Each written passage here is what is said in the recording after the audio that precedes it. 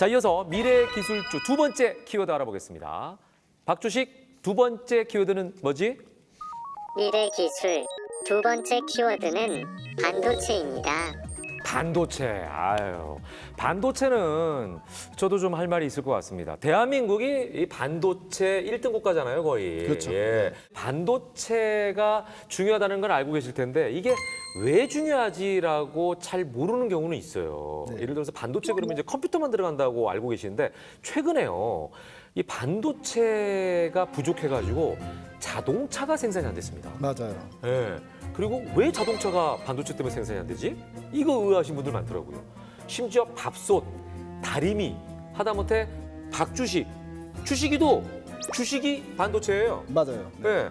로봇도 반도체가 있어야 들어가는 거죠? 네. 예. 전자장치가 들어가 있으면 어쨌든 네. 반도체가 들어가야 되는 거죠. 그러니까.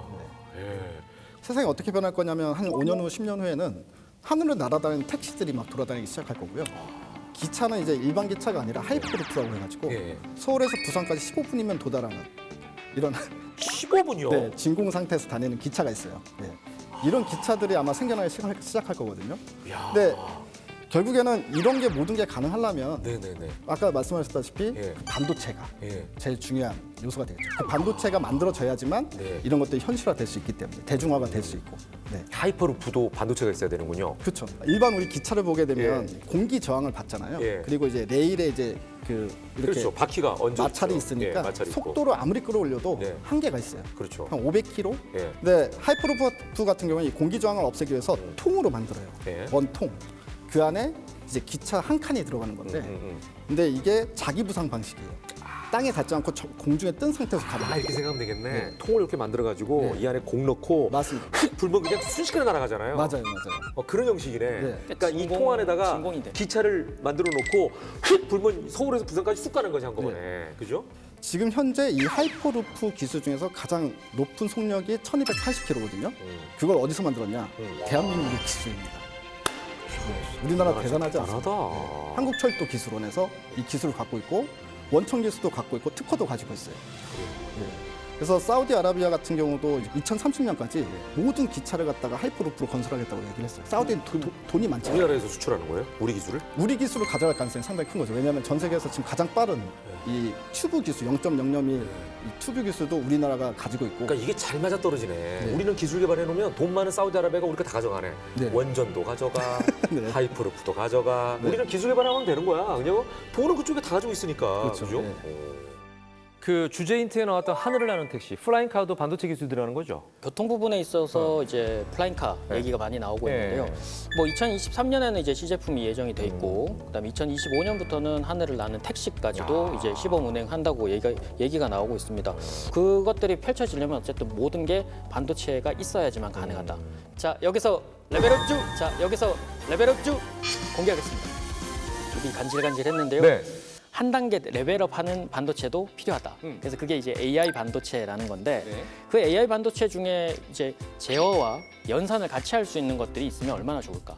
기본적으로 세 명의 머리가 있으면 네. 세 명의 세 가지의 일을 할 수 있는 게 원래 컴퓨터인데 예. 근데 제 혼자만 있더라도 세 가지의 일을 동시다발적으로 해도 에너지 효율은 높아지고 오히려 전체적인 그 비용은 더 적어지는 형태가 개발이 됐어요. 그래요? 그래서 그 형태가 이제 조금 더 개발이 되면 자율주행 칩이나 자율주행 차나 빅데이터를 기반으로 하는 그런 기술들에는 꼭 필요한 자리가 되는데 이 기업 같은 경우는 제가 좀 중점적으로 보는 게 웨이퍼 장비 업체이기도 해서 이제 후공정을 담당해서 패키징을 하고 하는 부분들을 기본적인 그 매출이 있습니다만 거기에 플러스 알파로 보는 게 그 아까 이제 얘기했던 한 가지를 하는 게 아니라 한 가지에 멀티태스킹을 해서 세 가지를 할 수 있고 그 뉴로모픽 반도체라고 있어요.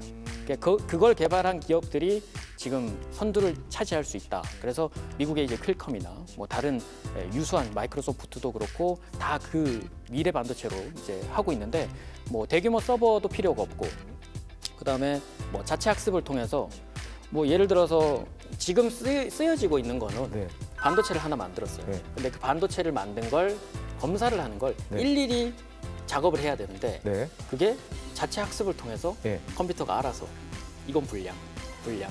아, 자기가 자기를 네. 테스트하는 거예요? 자기 자신을 테스트하는 기능들이 있어요. 나는 불량이니까 이쪽으로 가고 이런 그러니까 식으로? AI인 거죠. 오. 그러니까 이 기술을 가지고 실제로 반도체 장비 검사에 쓰여지고 있고요. 그 농업 분야에서 예.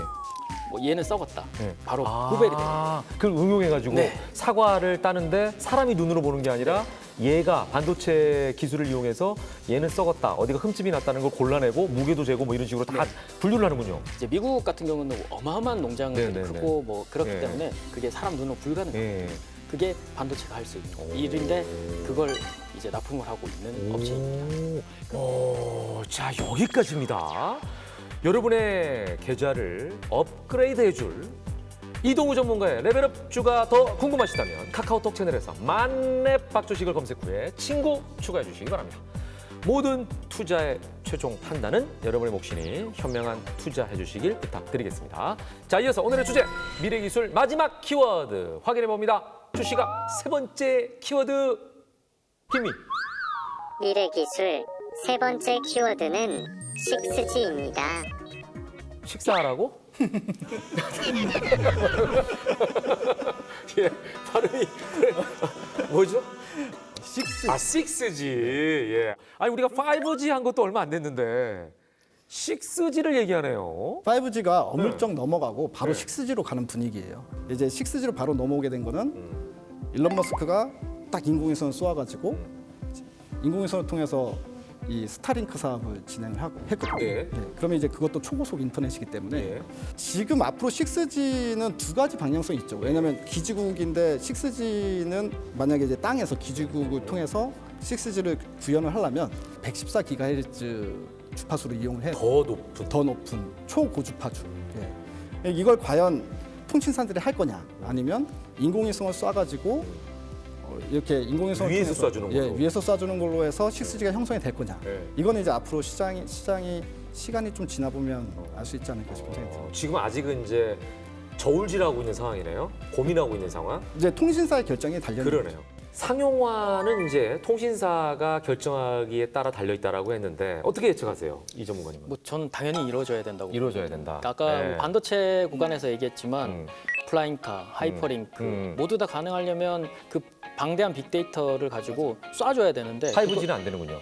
네트워크가 형성이 돼 있어요. 아직까지는 좀 불가능한 거죠. 네트워크도 아직 불균형하고 그렇게 되면 차라리 5G에 투자를 하는 것보다는 6G로 바로 넘어가서 예. 더 큰 방대한 뭐 지금 형태로도 5배가 아니라 50배 가량의 방대한 양을 한꺼번에 쏠 수 있다라고 하니까 뭐 그렇게 되면 더 시대는 더 빨라질 수 있겠죠. 아니 5G도 사실 우리가 뭐 내려받는다 그러면은 영화 하나 다운로드 받으면은 5초에서 10초 이렇게 걸리거든요.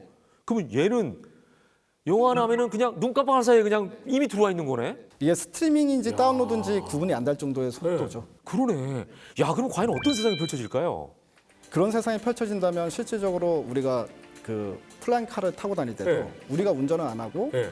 이 네트워크의 힘만으로도 운전할 수 있게 되고, 그리고 자율주행 카도 진짜 당연히 뭐 우리가 그렇겠네. 손을 댈 필요가 없겠네. 지금도 뭐 어느 정도는 반자율주행이라고 하는데 네. 그때 가서는 전혀 손을 안 대고도 자기가 알아서, 왜냐면 반응 속도가 워낙 빠르니까. 반응 속도가 빠르기 때문에 사실 사고가 나는 것도 네. 사람이 운전하는 것보다 훨씬 더 덜 나겠죠. 그렇죠. 사람의 반응 속도가 사실은 네. 기계보다 느리잖아요. 네. 예, 이 반응 속도보다.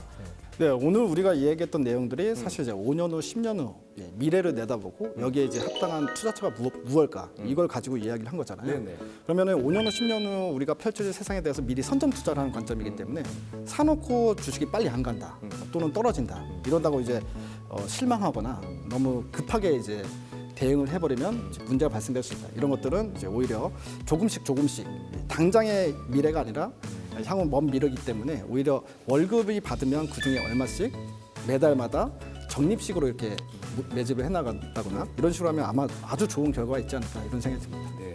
아까 제일 처음부터 얘기했던 내용이죠. 양산에 조금 더 초점을 맞추면 된다. 그래서 내가 신기술을 찾지 못하더라도 양산을 할 수 있는 시점이 오면 누구나가 쓸 수 있는 상황이 된 거잖아요. 그러면 여러분들의 계좌에도 충분히 쓸 수 있는 돈이 아니라 조금 더 묻어둘 수 있는 그 자금들이 하루 이틀이 아니라 당장에 그 기술을 보고 올라갈 수 있는 양산 시점까지 가져간다면 충분히 주식도 할 만하다. 이런 걸 보셨으면 좋겠습니다. 네네네. 10년 후에 한 번도 못 본 그런 세상이 올 것 같은데요. 더불어서 만렙 박주식과 함께하는 시청자 여러분 계좌에 한 번도 못 본 꿈의 수익률도 함께 왔으면 좋겠습니다. 만렙 박주식은 다음 주에 더 핫한 주제로 찾아오겠습니다. 시청해주신 여러분 고맙습니다. 오늘도 레벨업 선투! 왜 나만 해? 오늘도 레벨업